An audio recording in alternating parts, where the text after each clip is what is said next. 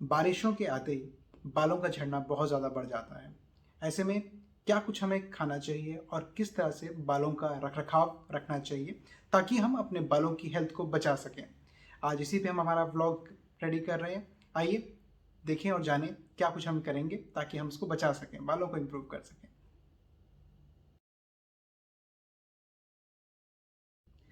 नमस्कार व्यूअर्स, मैं डॉक्टर सुशांत मेहरा, होम्योहिरस रिफ्रेश लाइफ स्टे हेल्दी में आपका स्वागत कर रहा हूँ। आज का हमारा ब्लॉग हेयर फॉल, स्पेशली बारिशों में होने वाले हेयर फॉल के बारे में है। काफ़ी सारे पेशेंट्स ने हमें थ्रू व्हाट्सएप कांटेक्ट किया, मेडिसिन स्टार्ट किया स्पेशली इसी चीज़ के लिए कि वो जानना चाहते थे कि इस मौसम में जब बारिशें बहुत ज़्यादा बढ़ जाती हैं, मानसून आ जाता है, तो हेयर फॉल कंडीशंस में क्या करना चाहिए। डेफिनेटली लोगों को काफ़ी हेल्प मिल रही है मेडिसिन के साथ, ट्रीटमेंट स्टार्ट करने के साथ, पर साथ ही साथ का बाकी सब लोग जिन लोगों को इस कंडीशन के अंदर ये जानना ज़रूरी है कि हमें क्या चीज़ें करनी चाहिए और किन चीज़ों का बचाव रखना चाहिए, उनके लिए भी काफ़ी इंफॉर्मेटिव ये ब्लॉग रहेगा। तो मैं चाहूँगा कि आप लोग ध्यान से सुने, समझने की कोशिश करें और अपनी कंडीशंस के अंदर, अपनी जो लाइफस्टाइल है उसके अंदर इसको अडेप्ट करने की, इसको शुरुआत करने की, इन चीज़ों को अपने लाइफ में इंट्रोड्यूस करने की कोशिश करें। बहुत सारी चीज़ें हैं लेकिन सब चीज़ों को हम एक साथ नहीं ला सकते। काफ़ी कुछ करने की कोशिश हमने की है, काफ़ी सारी चीज़ों को, काफ़ी सारी फूड प्रोडक्ट्स को हमने इसमें इंक्लूड करने की कोशिश की है ताकि आपको ईजी रहे समझने में भी और इनको यूटिलाइज करने में भी। सबसे पहले समझते हैं कि बारिशों के मौसम में हेयर फॉल बढ़ क्यों रहा है। होता यह है कि बिकॉज बारिशें बढ़ गई हैं तो हवा में ह्यूमिडिटी या आर्द्रता बढ़ जाती है। इसका इफेक्ट हमारे स्कैल्प पे पड़ता है जिसकी वजह से हमारे बालों का टूटने का जो प्रोसीजर है वो बढ़ जाता है। एक हमारे पिछले ब्लॉग में हमने आपको बताया था हेयर फॉल्स की तरह तरह के कॉजेज़ क्या रहते हैं और किस तरह के हेयर फॉल्स होते हैं। वो एक अलग कंडीशन है, उसको हम अभी यहाँ डिस्क्राइब नहीं करेंगे। यहाँ हम सिर्फ बारिशों के बारे में ही बात कर रहे हैं। जो मानसून सीज़न हमारा रहता है, इसमें जो हमारे हेयर फॉल रहता है, इसी के बारे में हम बात कर रहे हैं। एक सिंपल है परिभाषा में हम देखें तो एवरेज अगर हमारे दिन के 40-50 बाल भी टूट जाएं इस मौसम के अंदर तो घबराने की ज़रूरत नहीं है, क्योंकि ये रिकवरेबल स्टेज है। कंडीशन अप्लाइड कि आपके बाल सिर्फ इस मौसम में टूट रहे हैं, बाकी मौसम में नहीं टूट रहे, यानी कि आपकी बॉडी में कोई और डिजीज अवेलेबल नहीं है। ये जो आपके बाल टूटने का वजह है, जो कॉज है, वो सिर्फ इस मौसम की वजह से है। तो यहाँ पे हम अगर ये सिर्फ एक ही वजह है आपकी कंडीशन में तो उसको पूरी तरह से रिकवर कर सकते हैं, उसको इम्प्रूव कर सकते हैं, उसको नॉर्मल पे लाया जा सकता है। यानी कि जो आपका हेयर फॉल हुआ है, जो लॉस हुआ है, उसे हम वापस गेन कर सकते हैं। अब हेयर्स को वापस गेन करने के लिए हमें करना क्या होगा। सिंपल सिंपल से कुछ स्टेप्स हैं जिनको अगर हम फॉलो करेंगे प्रॉपरली ढंग से तो हमारी जो टूट फूट है, जो वेयर एंड टियर है बालों का, वो भी बचेगा। साथ ही साथ न्यू ग्रोथ भी इंप्रूव होगी और जो ऑलरेडी बाल आपके स्कैल्प पे मौजूद है उनकी हेल्थ, स्ट्रेंथ और नरिशमेंट भी इंक्रीज होगी। तो यानी कि हमें क्या चीज़ों का ध्यान रखना है, हमें अपने बालों का, स्कैल्प का खास ध्यान रखना है कि बारिश में भीगना नहीं है। ह्यूमिडिटी वेदर के अंदर ये बहुत ज़रूरी है कि अगर आपके बाल गीले हो गए हैं बाहर बारिश में जा करके तो डेफिनेटली आकर के एक बार उनको वॉश ज़रूर लें। अदरवाइज जो आपकी इन्वायरमेंट में, हवा में मौजूद हैवी केमिकल्स रहते हैं, बिकॉज जब बारिश होती है तो हवा में मौजूद वो हैवी केमिकल्स थ्रू रेन आपकी पानी में मिलके नीचे ज़मीन पे आते हैं। पर अगर आप बारिश में भीग रहे हैं और आपके बालों पे पानी गिर रहा है बारिश का, तो आपके स्कैल्प के अंदर भी वो केमिकल्स जाना शुरू हो गए डायरेक्टली और उसने आपके स्कैल्प के जो हेयर रूट्स हैं उनको डैमेज करना शुरू कर दिया। तो ये बहुत ज़रूरी है कि अगर बारिशें शुरू हो गई और आप बारिश में भीग गए हैं तो आकर के हेड वॉश ज़रूर लें, बिकॉज वो एक तरह का केमिकल एसिड है जो आपके स्कैल्प पे मौजूद है और वो डैमेज क्रिएट कर रहा है। तो हेड वॉश लेना बहुत ज़रूरी है अगर आप बारिश में भीग गए हैं। सेकेंड थिंग इज़ बालों को ड्राई रखने की कोशिश करें, क्योंकि ह्यूमिडिटी का वेदर है। जितनी ज़्यादा नमी स्कैल्प पे रहेगी उतना ही आपका बालों का वेयर एंड टियर, टूट फूट बढ़ेगा। तो हमें ये ध्यान रखना है कि बालों को टूटने से बचाने के लिए स्कैल्प को ड्राई रखने की कोशिश भी करनी है। कई पेशेंट्स पूछते हैं कि हम ऑयलिंग कर सकते हैं। देखिए, ऑयलिंग करने के लिए मैं मना नहीं करूँगा। ऑयलिंग आप कर सकते हैं, काफ़ी सारे अच्छे अच्छे ऑयल्स मार्केट में मौजूद भी हैं और हेयर फॉल्स पे काफ़ी इफेक्टिव भी हैं। बट ऑयलिंग का हमें ध्यान ये रखना है कि बहुत लॉन्ग टाइम तक आपको स्कैल्प पे ऑयल को नहीं रखना है। स्कैल्प पे अगर ऑयल लॉन्ग टाइम तक रहेगा तो अगेन स्कैल्प की जो परत है, जो लेयर है, वहाँ पे एक ऐसा फॉर्मेशन बन जाएगा जिसमें ऑटोमेटिकली फंगस भी कैच होगा, डस्ट भी कैच होगा, पोल्यूशन भी कैच होगा। तो वो चीज़ें जो है आपकी स्कैल्प की रूट पे जो मौजूद वहाँ पे हेयर फॉलिकल्स हैं उनके लिए अच्छा नहीं है। तो अगर आप हेयर को ऑयलिंग करना चाहते हैं तो ऑयलिंग के लिए ये ज़रूरी है कि आप जो ऑयल अप्लाई कर रहे हैं उसको इस सीज़न के अंदर बारिशों में ख़ास तौर पे 2 घंटे लगा के छोड़ दीजिए और बहुत हार्श रबिंग मत कीजिए। जेंटली फिंगर टिप्स जो है आपकी जो फिंगर की टिप्स रहती हैं जेंटली इससे जो है उसको स्कैटर कर दीजिए, पूरे स्कैल्प पे जेंटली मसाज कर लीजिए और उसको छोड़ दीजिए 2 घंटे के लिए। 2 घंटे बाद उसको वॉश ऑफ कर दीजिए। अगर आप लगा छोड़ देंगे उसको तेल को लंबे टाइम के लिए, ओवरनाइट के लिए छोड़ रहे हैं या डेज़ के लिए छोड़ रहे हैं, तो मेरा मानना है कि आपका स्कैल्प जो है उसको काफ़ी हद तक जो है डैमेज आना शुरू होता है अलग अलग फैक्टर्स की वजह से, और वो आपकी फिर हेयर फॉल को इंक्रीज कर देगा। तो जेंटल मसाज कीजिएगा, हार्ड या हार्श रबिंग स्कैल्प की नहीं करनी है। अगर आप हार्श रबिंग करेंगे तो बालों का टूट फूट वहाँ भी बढ़ेगा। तो हमें ये ध्यान रखना होगा कि हम सॉफ्टली मसाज करके पूरे स्कैल्प को मसाज कर सकते हैं, ऑयलिंग कर सकते हैं, लेकिन सिर्फ ये ध्यान रख करके कि हमने जो है उसको 1-2 घंटे में वॉश ऑफ कर देंगे, उसको लगा नहीं छोड़ना है। अब जब हम ऑयल को वॉश कर रहे हैं तो इसमें एक चीज़ का ध्यान और रखना है कि हेड को वॉश करते वक्त पानी जो हमने यूज़ करना है वो तेज़ गर्म पानी नहीं होना चाहिए। पानी हमें ठंडा यूज़ करना है। ठंडा इन द सेंस जितना हम बॉडी पे डालते हैं उससे कम गर्म पानी आप स्कैल्प पे डालिए। और गर्मियों के मौसम में तो पानी वैसे काफ़ी गर्म रहता है, तो ये ज़रूरी है कि बहुत ज़्यादा गर्म पानी नहीं यूज़ करना है। माइल्ड पानी जो नॉर्मल टेम्परेचर वाटर होता है, और अगर हल्का ठंडा भी है तो वो भी चलेगा। तो cold water, not chilled but cold water या नॉर्मल टैप वाटर से अगर आप स्कैल्प को वॉश कर रहे हैं तो वो बहुत अच्छा है। स्कैल्प को वॉश कीजिए, बालों को कंडीशनिंग ज़रूर कीजिए, क्योंकि उससे जो है बालों का वेयर एंड टियर का जो मैग्नीट्यूड है, जो उनकी जो कंडीशन है वेयर एंड टियर की, टूट फूट की जो कंडीशन है, उसमें काफ़ी कमी आना शुरू हो जाती है। प्लस ये ध्यान रखिए कि जब आपने बाल धो लिए हैं तो बाल धोने के बाद उसका ड्राई करना बहुत ज़रूरी है। और ड्राई करने के लिए जो आप टॉवल यूज़ कर रहे हैं वो बहुत ही हार्श नहीं होना चाहिए। माइक्रो फाइबर टॉवल, मैं फिर बार रिपीट करूँगा, माइक्रो फाइबर टॉवल को आप यूज़ कीजिए। वो काफ़ी सॉफ्ट रहते हैं और वो बालों को जो है डैमेज नहीं करते हैं, ना ही उनको चार्ज करते हैं। तो उससे जो है, क्योंकि देखिए अगर बाल ड्राई होंगे आप उनको रब करेंगे तो वो चार्ज हो जाते हैं, जिसकी वजह से भी वेयर एंड टियर बढ़ता है। तो गीले बालों में भी और सूखे बालों में दोनों में जो है माइक्रो फाइबर टॉवल काफ़ी अच्छा रहता है। तो माइक्रो फाइबर वाले टॉवल्स को यूज़ कीजिए, जिससे कि आपकी बालों का वेयर एंड टियर काफ़ी कंट्रोल रहेगा, काफ़ी कम रहेगा, काफ़ी मैनेजेबल रहेगा। तो माइक्रो फाइबर टॉवल्स को यूज़ कीजिए। कॉम्ब जो हम यूज़ करेंगे, तो हम जब हैंड को वॉश कर लिया, आपने ड्राई कर लिया, नाउ कॉम्बिंग जो यूज़ कर रहे हैं, तो कॉम्बिंग में आपने जो कॉम्ब यूज़ करनी है वो बड़े दांतों वाली या ब्रॉड टीथ वाली जो आपकी कॉम्ब आती है वो प्रेफर हम ज़्यादा करते हैं। अब साथ ही साथ मैं आपको ये भी कहूँगा कि अगर आप लकड़ी की कॉम्ब यूज़ कर रहे हो तो कंपैरेटिवली ज़्यादा बेटर है, क्योंकि प्लास्टिक कॉम्ब्स ड्राई हेयर्स में जब आप चलाते हैं तो दे गेट चार्ज, उनमें इलेक्ट्रोस्टैटिक चार्जेस डेवलप हो जाते हैं। और इलेक्ट्रोस्टैटिक चार्जेस कहीं ना कहीं जो है वो आपके बालों में रिपल्शन क्रिएट करेंगे, उनको फुलावट पैदा करेंगे और टूट फूट को भी इंक्रीज कर सकते हैं।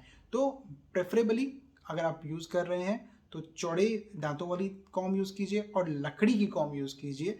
लकड़ी की कॉम्ब आजकल बहुत ईजिली अवेलेबल भी है, मार्केट में आराम से मिल जाती है, आप ढूंढेंगे तो मिलेगी। तो माइक्रो फाइबर टॉवल्स यूज़ कीजिए, लकड़ी की कॉम्ब यूज़ कीजिए, बालों की कंडीशनिंग ज़रूर कीजिए। बाल वॉश करने के लिए पानी जो यूज़ करना है वो ठंडा पानी या नॉर्मल टेम्परेचर वाटर, गर्म पानी स्कैल्प पे बिल्कुल मत यूज़ कीजिए, ताकि आपके बालों का जो टूट फूट है, जो वेयर एंड टियर है, वो मिनिमम रहे, बहुत कम से कम रहे। ये कुछ इंपॉर्टेंट टिप्स हैं, जब इनको फॉलो करेंगे तो इससे हमारा बारिशों के मौसम में बालों के टूटने की कंडीशन में काफ़ी हद तक हम कंट्रोल पा लेते हैं।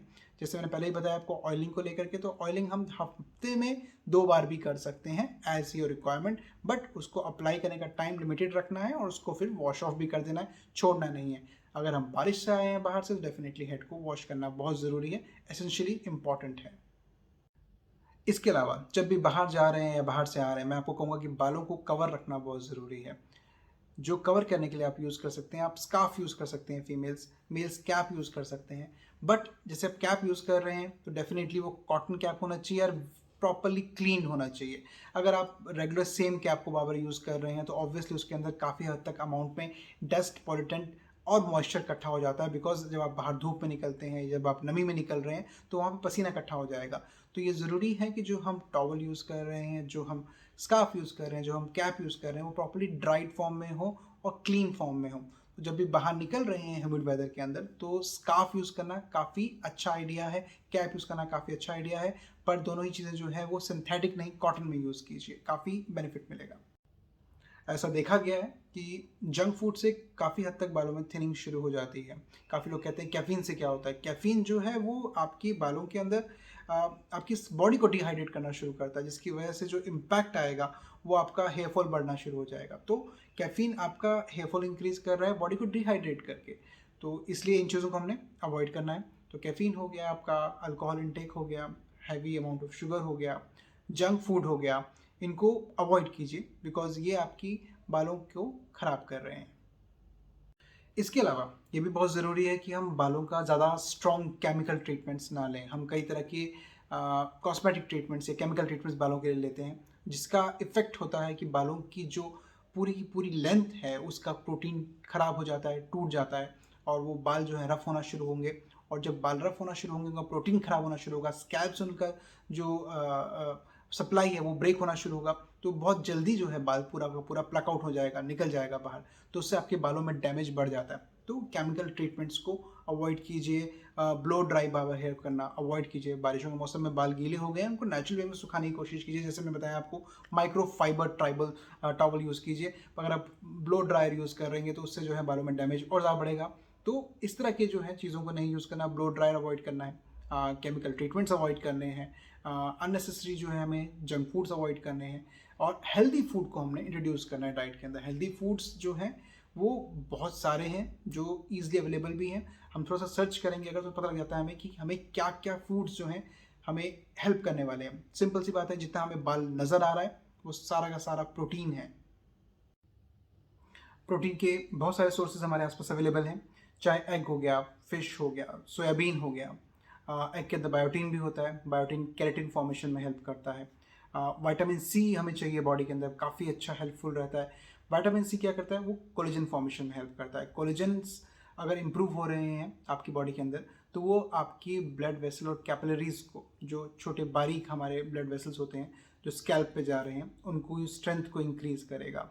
और जैसे जैसे स्ट्रेंथ इंक्रीज होगी, आपका जो हेयर फॉलिकल है, जहाँ पे हेयर निकल रहा है, जहाँ से हेयर ग्रो करता है, तो वो ग्रोथ का जो फॉलिकल है उसको न्यूट्रिशन अच्छा मिलेगा, शाफ्ट मजबूत होना शुरू हो जाएगी ऑटोमेटिकली, बिकॉज वहाँ पे खाने की अच्छी सप्लाई आना शुरू होगी।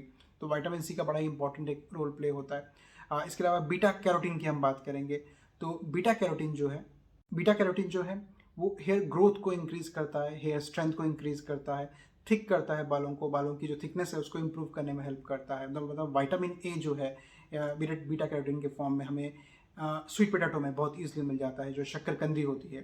तो बहुत एक सिंपल सी चीज़ें हैं जो आपके आसपास अवेलेबल हैं और आपको न्यूट्रिशन प्रोवाइड कर सकती हैं। तो हम अगर इनको फॉलो करते हैं तो काफ़ी हेल्प मिलती है।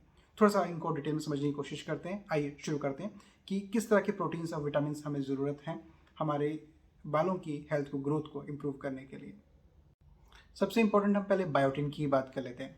बायोटीन जो है वो हमें मिलता है एग, जैसे मैंने पहले बताया आपको, एग से तो मिल ही रहा है। इसके अलावा हमें मिल रहा है आलमंड्स के अंदर, मतलब जो हमारे बादाम हैं उनसे हमें जो है बायोटीन मिल जाता है। ब्रोकली से हमें बायोटीन मिल जाता है। आपका स्वीट पोटैटो में भी जो है आपको बायोटीन मिलता है। इसके अलावा जो है आपका कॉलीफ्लावर से भी आपको बायोटीन मिलता है। पर खास ध्यान क्या रखना है, जब आप ये प्रोडक्ट्स यूज़ कर रहे हैं, हम एग यूज़ कर रहे हैं, हम ब्रोकली यूज़ कर रहे हैं, हम कॉलीफ्लावर यूज़ कर रहे हैं, हम आपका स्वीट पोटैटो यूज़ कर रहे हैं, तो इन सब चीज़ों के अंदर जो बायोटीन की मात्रा है वो, अगर हम उसको ज़्यादा प्रोसेस्ड करेंगे या हम फूड को बहुत ज़्यादा पका रहे हैं, बहुत ज़्यादा हीट अप कर रहे हैं, तो उसमें वो बायोटीन ख़राब हो जाएगा। तो हमें इनको रॉ फॉर्म में या कच्चे फॉर्म में, जितना हम इसको लेस प्रोसेस्ड फॉर्म में ले सकते हैं उतना हेल्प करेगा। तो बायोटीन इन नेचुरल चीज़ों में बहुत अच्छा अवेलेबल है, तो हमें कोई खास अलग से सप्लीमेंट लेने की ज़रूरत नहीं पड़ती है। अगर हम नेचुरल चीज़ों से ही इसको लेना चाहें तो ले सकते हैं, लेकिन उसको लेस प्रोसेस्ड फॉर्म में अगर लेते हैं तो, यानी कि उसको कम पका के, मतलब जैसे कि कॉलीफ्लावर है, उसको आप जो है बहुत ज़्यादा पूरा पकाइए नहीं, उसको जो है एज अ सैलेड फॉर्म में उसको यूज़ करना शुरू कीजिए। थोड़ा सा उसको जो है आप रोस्ट कर सकते हैं, थोड़ा सा उसको स्ट्यू कर सकते हैं, तो इस फॉर्म में यूज़ कर सकते हैं। इसी तरह से आपका एग है, उसको जो है आप फुली कुक ना करके उसको सेमी फॉर्म में यूज़ कीजिए, तो या कच्चे फॉर्म में यूज़ कीजिए। आलमंड्स हैं, उनको आप डायरेक्टली आप कंज्यूम कर सकते हैं, जिससे कि आपकी बॉडी में बायोटीन डायरेक्टली आपको मिलेगा। स्वीट पोटैटोज़ हैं, उनको हम हल्का सा रोस्ट करके खाते हैं तो बहुत ईजी रहता है, तो उसमें बहुत ज़्यादा प्रोसेसिंग करने की ज़रूरत नहीं पड़ती है।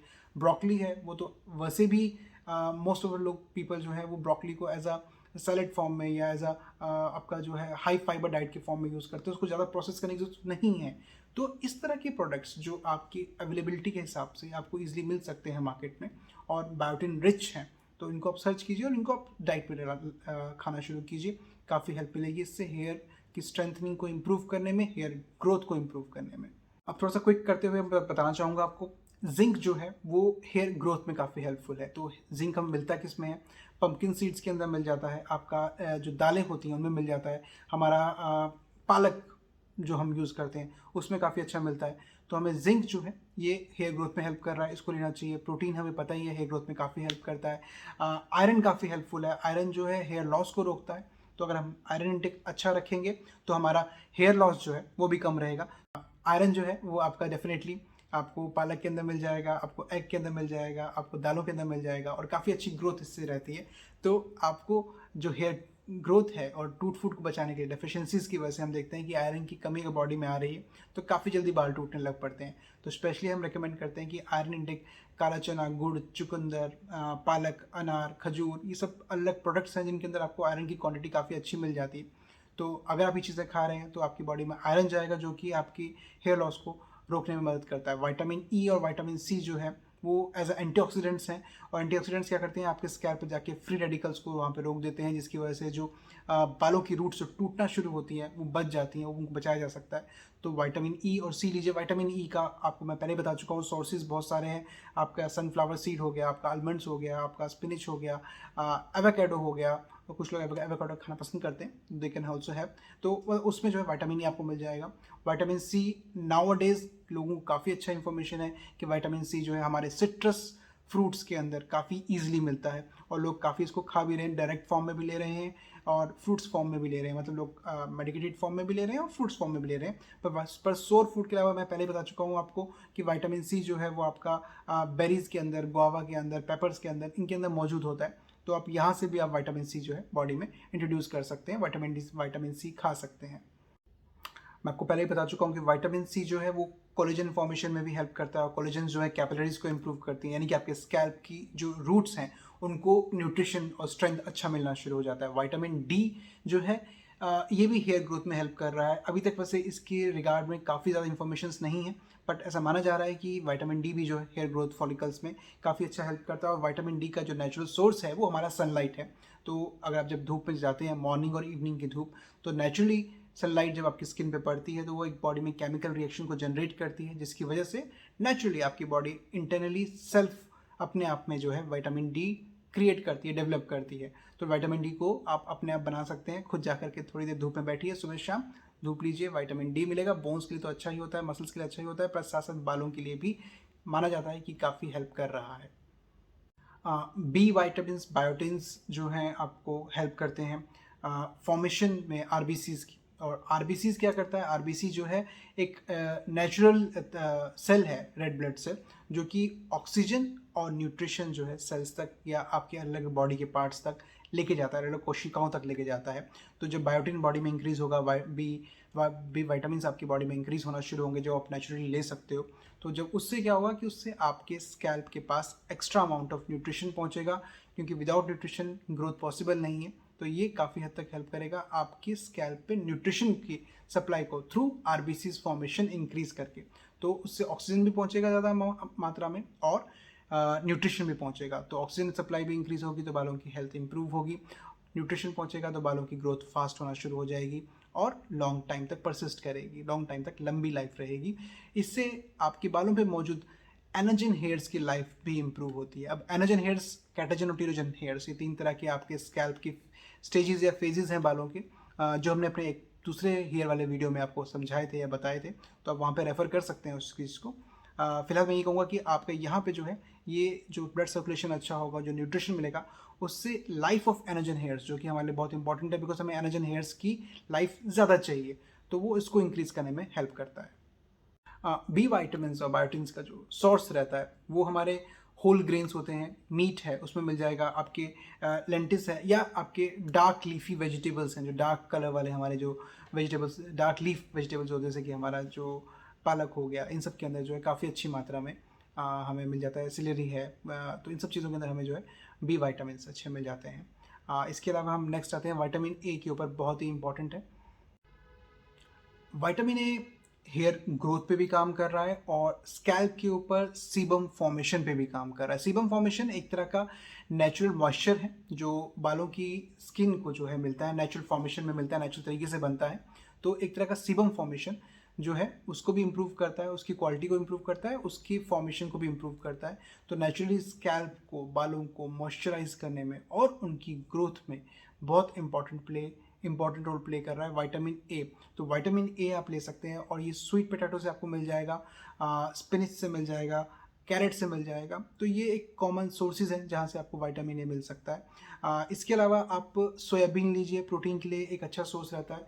और कॉमनली लोग जो है सोयाबीन के अलावा जो है प्रोटीन में आप एग, फिश लेते ही हैं, पर सोयाबीन में एक चीज़ एक्स्ट्रा है, वो है स्पर्मेडीन। स्पर्मेडीन जो है एक कंपोनेंट है, बहुत सारे जो हमारा सोयाबीन रहता है उसमें मल्टी कंपोनेंट्स अवेलेबल हैं और उसमें से एक कंपोनेंट जो है स्पर्मेडीन है, जो कि पाया गया है कि वो एक्टिवली आपके बालों की मैंने पहले बताया था आपको, एनर्जन फेज, उसकी ग्रोथ को इंक्रीज कर देता है, उसकी ग्रोथ के साइकिल को बेटर कर देता है, उसके लाइफ साइकिल को इम्प्रूव करता है। तो जो स्पर्मेडीन है जो आपके सोयाबीन के अंदर मिल रहा है, ये आपका एक नेचुरल कंपोनेंट है और ये आपकी हेयर ग्रोथ के एनर्जन फेज की लाइफ साइकिल को इंक्रीज कर रहा है। तो अगर आप सोयाबीन खा रहे हैं तो आप ऑटोमेटिकली बालों को प्रोटीन तो दे ही रहे हैं, साथ साथ उसमें जो मौजूद दूसरे और कंपोनेंट्स हैं उनमें से स्पर्मेडीन जो कंपोनेंट है वो काफ़ी हद तक आपकी स्कैल्प की ग्रोथ में, एनर्जन हेयर्स की ग्रोथ को इम्प्रूव कर रहा है। इसके अलावा आपकी रेगुलर डाइट के अंदर अगर आप बीन्स को आप मेंटेन रखते हैं तो बीन्स से आपका शरीर के अंदर डाइट के थ्रू प्रोटीन भी जाएगा, जिंक भी जाएगा, आयरन भी जाएगा, बायोटिन भी जाएगा। तो हमें बीन्स को रेगुलर अपनी डाइट का एक हिस्सा बना के रखना चाहिए। सेम वे अगर हम स्वीट पेपर्स को यूज़ कर रहे हैं तो उसमें हमारा विटामिन सी और विटामिन ए दोनों ही बॉडी में रेगुलेट होते रहते हैं। इसके अलावा हम सीड्स, तो अब सीड्स को अगर आप ले रहे हैं तो सीड्स काफ़ी हेल्पफुल हैं। इनमें विटामिन ई आपको मिल जाता है, जिंक मिल जाता है, सेलेनियम, मतलब जो बेसिक मिनरल्स हैं आपकी हेयर ग्रोथ के लिए बहुत इंपॉर्टेंट रहते हैं, ये आपको मिलते हैं। प्लस साथ साथ इसमें ओमेगा 3 फैटी एसिड्स भी मिलता है। ओमेगा 3 फैटी एसिड्स जो हैं वो हेयर ग्रोथ के लिए हम मान रहे हैं कि काफ़ी अच्छा एक्शन है उनका, ग्रोथ प्लस न्यूट्रिशन एंड उनकी स्ट्रेंथ को इंक्रीज करने में। तो ये 3-4 चीज़ें जो हैं वो काफ़ी अच्छे से हमें जो है थ्रू हमारी जो सीड्स हैं, मिक्स सीड्स जो हम कॉमनली हम यूज़ करते हैं वर्ड, उसमें सभी तरह के सीड्स मिक्स हो जाते हैं आपके जो एडिबल सीड्स हैं, आपके एडिबल सीड्स के। तो ये सीड्स जो हैं आपको ओमेगा 3 भी दे रहे हैं, जिंक भी दे रहे हैं, आपको सेलेनियम भी दे रहे हैं और आपको विटामिन ई भी दे रहे हैं। तो ये नेचुरली ईजिली अवेलेबल है। स्वीट पोटैटो की मैंने आपको पहले ही बताया था कि विटामिन ई उसमें अच्छा मिल जाता है। ओमेगा 3 हमें जो है वो डाइट में रेगुलर रखना चाहिए क्योंकि ओमेगा 3 का इंटेक जो है वो स्किन के ग्लो के लिए भी अच्छा है, तो स्कैल्प की नरिशमेंट को भी अच्छा रखता है, हेयर हेल्थ को भी अच्छा रखता है और आपकी ओवरऑल स्किन को भी इम्प्रूव करता है। स्पिनिच जिसे हम बात कर रहे हैं, बाबा स्पिनिच की बात कर रहे हैं, स्पिनिच हमारा जो एक कंपोनेंट है जो कि इकट्ठे ही आपको आयरन भी दे रहा है, विटामिन ए भी दे रहा है, विटामिन सी भी दे रहा है, फोलेट भी दे रहा है। तो वो एक कंपोनेंट ऐसा है उसको जो जितना आप अपनी डाइट के अंदर अलग चीज़ों में इंट्रोड्यूस करेंगे, आप मल्टी न्यूट्रिशंस को अपनी बॉडी में इंट्रोड्यूस करेंगे, जो कि स्कैल्प के लिए भी अच्छा है, बालों की ग्रोथ के लिए भी अच्छा है और उनके वियर एंड टियर को रोकने के लिए भी अच्छा है। साथ ही साथ एग भी अच्छा है, जैसे मैंने बताया उसमें एग में प्रोटीन है, बायोटीन है, तो वो आपको हेल्प कर रहा है। प्लस बालों की हेल्थ को इम्प्रूव करने के लिए आप मास्क यूज़ कर सकते हैं। उस मास्क के अंदर जो है आप 2 चम्मच आप लाइम जूस जो है आपका, लेमन जूस आप यूज़ कर लीजिए, साथ में उसमें एलोवेरा जेल में मिला करके उसको बालों पे अप्लाई कीजिए, छोड़ दीजिए उसको थोड़ी देर के लिए, 13-14 मिनट्स के लिए छोड़ दीजिए, इनफ है इतनी देर के लिए। वो उतना उसको जो है नरिश करेगा, स्कैल्प का जो उसका जो लस्टर है, जो उसका जो चमक है वो जो चली गई है वो उसको ठीक करेगा, उसको रिपेयर करने में हेल्प करेगा। उसको वॉश ऑफ कर दीजिए, उसके बाद काफ़ी हेल्प मिलती है। इसके अलावा आप आलमंड ऑयल यूज़ कीजिए स्कैल्प के ऊपर। आलमंड ऑयल जो है वो बालों की नरिशमेंट में प्रोटीन पॉइंट ऑफ व्यू से भी और एसेंशियल ऑयल्स के पॉइंट ऑफ व्यू से भी काफ़ी अच्छा रहता है। तो आप आलमंड ऑयल यूज़ कीजिए, आप भिंगराज ऑयल यूज़ कर सकते हैं, आप एलोवेरा यूज़ कर सकते हैं, आप कैस्टर ऑयल यूज़ कर सकते हैं। बट एक तरीके से अगर हम इसको रैंडमली सब कुछ अप्लाई कर देंगे तो बालों की हेल्थ ख़राब हो जाएगी। तो हर चीज़ को जब अप्लाई करना है एक लिमिटेड टाइम पीरियड के लिए, उसके बाद उसको प्रॉपर्ली क्लीन करना है, वॉश करना है, देन आफ्टर उसको प्रॉपर्ली ड्राई रखना है। जैसे मैंने शुरू में बताया था कि ड्राई करने के लिए आप प्रॉपर जो है माइक्रोफाइबर टॉवल्स को यूज़ कीजिए, उसके बाद बालों को प्रॉपर्ली ड्राई कीजिए, कॉम अच्छी यूज़ कीजिए, वुडन कॉम यूज़ कीजिए, चौड़े दांत वाली कॉम यूज़ कीजिए। तो ये एक कुछ बेसिक फैक्टर्स हैं जिनको अगर आप फॉलो करते हैं तो इससे आपकी बालों की हेल्थ काफ़ी अच्छी रहती है। इस वीडियो में हमने मेडिसिन को डिस्कस नहीं किया, इसमें हमने सिर्फ जो है आपके मैनेजमेंट को डिस्कस किया है, क्योंकि ये काफ़ी हेल्पफुल रहता है। काफ़ी लोग इस चीज़ को लेकर क्वेरी करते हैं और मेडिसिन तो हम दे ही रहे हैं साथ साथ, लेकिन जब आप इस फैक्टर्स को साथ में रखते हैं, डाइट को इम्प्रूव करते हैं और मेंटेनेंस रखते हैं बालों की, तो हेल्थ और जल्दी कवर करती है। थैंक यू, ध्यान रखिए अपना और बाकी लोगों से भी शेयर ज़रूर कीजिए इस वीडियो को। कोई भी दिक्कत अगर महसूस कर रहे हैं आप समझने में चीज़ों को, तो मुझे आप व्हाट्सएप कर सकते हैं। डिटेल्स आपको व्हाट्सएप की जो है मिल जाएंगी आपके डिस्क्रिप्शन के अंदर।